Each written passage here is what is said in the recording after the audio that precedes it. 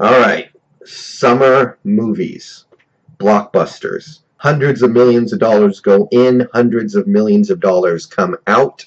Some movies hit, some movies miss, other movies fall into the middle, and I love it. I love the summer movie season. I love going to the movies in the summer, getting out of the heat, getting into a nice, cool, dark movie theater, eating some popcorn, drinking some soda. And this summer, I intend to hit the movie theaters quite a bit. At least 3 times a month, possibly once a week. I think there are probably at least 10 movies worth seeing that are going to come out this summer, including the ones that are technically already out. So, depending on your perspective, the summer movie season either started a couple weeks ago or it starts in 2 days. So, for me, I think the summer movie season officially kicked off when Oblivion hit theaters less than 2 weeks ago.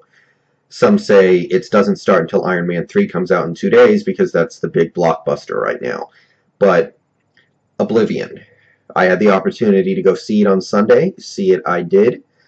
And I'm going to make a review of it right here. And as I go see summer movies over the next 3-4 months, I'm going to post video reviews of all of them. So next week, I'm going to go see either Pain and Gain or Iron Man 3, and then the week after that, I'm probably going to see the one I missed of those two, and I do still want to see Place Beyond the Pines, so reviews of all those movies should be coming as I get to see them. Now, Oblivion. Science fiction movie, $200 million movie starring Tom Cruise, Morgan Freeman, a couple of females who have been in some other things. Olga Kurylenko, I think that's how you pronounce it. I might butchered the name, whatever. The first thing I want to say about this movie is this isn't going to be the case for everyone, but this movie provides an excellent primer for the summer movies.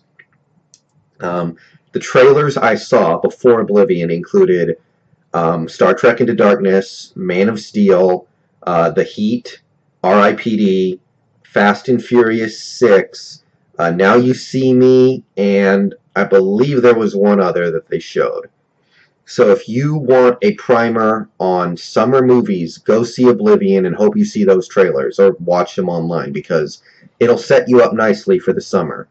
And you're not going to like some of the movies that you see there. I think some of them, I'm not going to see some of them, but a lot of them look very good. So Oblivion, the movie. The good. Movie is beautiful. They spent $200 million making this movie, and their sci-fi budget, their special effects budget, I should say, was well spent. It's a great-looking film. There are lots of wide shots of destruction, lots of wide shots of American landmarks that we know and love having been destroyed. The Statue of Liberty, Empire State Building. I think they showed the Pentagon having been nuked, years after the fact, but still.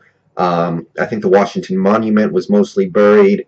So they show a lot of big shots of just desolate looking places, and it all looks great and it looks convincing. They show a destroyed football stadium, and all that is fantastic, and a lot of this movie pays for itself in just looking at the fantastic special effects and the scenery. There are some decent enough action scenes, not a lot, but a few. A lot of the things in the movie look cool. I like the way the drones look. I like the way the ships look. It all seems very sleek and well done. So visually, the movie, I think, is a winner, and that will justify most of the movie's existence, but it can't really justify all of it. So I want to talk about some of the other elements of this film. So to sum up the plot real quick, it is approximately 60 or 70 years into the future. There was a big war between humans and an alien race known as the Scavengers. They came down, they destroyed our moon, and then they tried to basically take over the Earth. We fought a gruesome war in which most of the planet was destroyed. We won. The Scavengers were beat back. A few of them still linger around on Earth, and occasionally you run into them, but we won, but the Earth was basically destroyed in the process. So in order to assure the survival of mankind, mankind has migrated to one of the moons of Saturn, is now colonizing there, and there are a few groups of people left on Earth to harvest the final remaining resources so that the colonization effort has a chance to succeed. Tom Cruise is one of these people who has been left behind. He is a repair technician for drones. He goes out, finds damaged drones, he repairs them. The drones defend the resource machine. The resource machine is something that just sucks up seawater, and they convert the seawater into an energy source. So all that is a perfectly fine setup. And it's just a few weeks until Tom Cruise and his lovely partner can go join the others on the moon of Saturn. I can't remember which one it was. So basically, the first hour of this movie is us getting to learn the situation, figuring out what happened, and seeing what these guys do on a day-to-day basis. We see them run into an alien encounter with the scavengers. We see them repair a drone. We see them encounter problems. We see them talking with mission control up on the space station. You know, basically we just get to know. And in my opinion, 50 minutes to an hour to spend on that was a little too long. The movie takes a while to get started, and when it gets started, it's arguably a little bit of a false start because it doesn't even really feel like it means anything until you get about 50 minutes to an hour in. But the little bit of a slow start, I think, is a fair complaint to lodge against this film. Once it gets moving, the plot and the characters, they're not anything special, but this is not Battlefield Earth, and I don't want anybody to believe that. Battlefield Earth, you know, a movie that is clearly flawed to the core with its problematic plot and characters. This is not that. This movie is just adequate on those fronts. The plot, once you understand what the movie's doing within the first 20 minutes of watching it, you'll probably have an idea in your head of how this is going to end, and you are probably right, so it's predictable in that sense, in a macro sense. But in a micro sense of how do we get there, how is the reveal going to be given to us, what is the reveal, what is the plot twist going to be, I actually thought it was pretty unpredictable, and I thought it actually gave us something a little bit new, not entirely new, but not something predictable. So I actually thought some of the little plot twists were well handled, and even though you will probably be able to guess where it ends, you may not be able to guess how we get there, and I think that's good enough.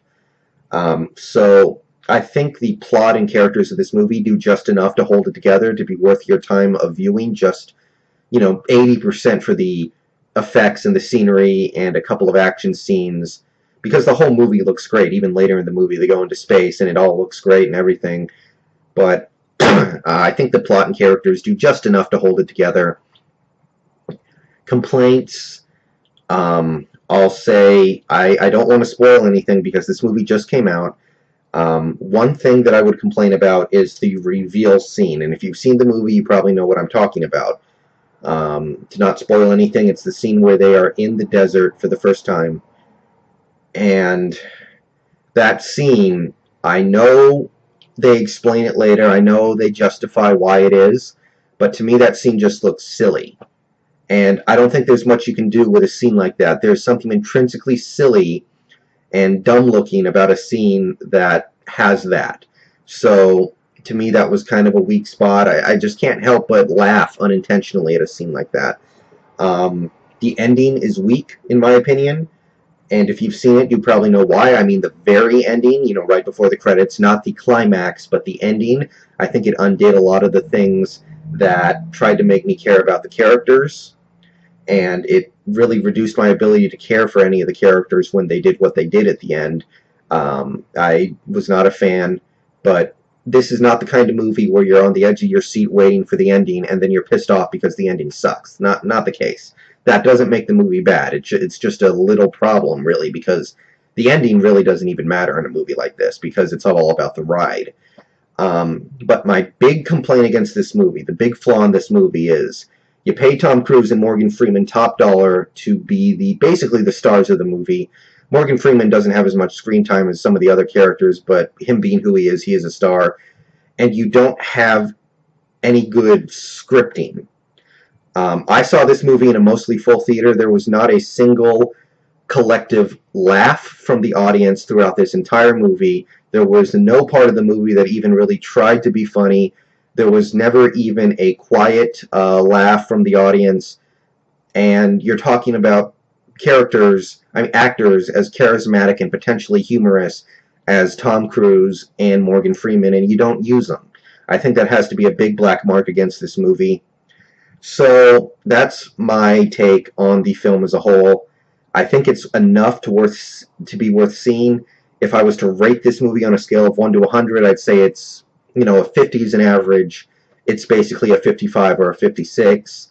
Some wasted potential. It's basically a combination of some movies you've already seen, but I do think it's good enough. So there you go, my Oblivion review.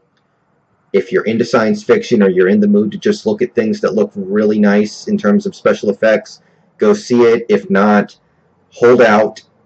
There are other summer movies coming that I think will probably be better than this, but we'll get to that when the time comes.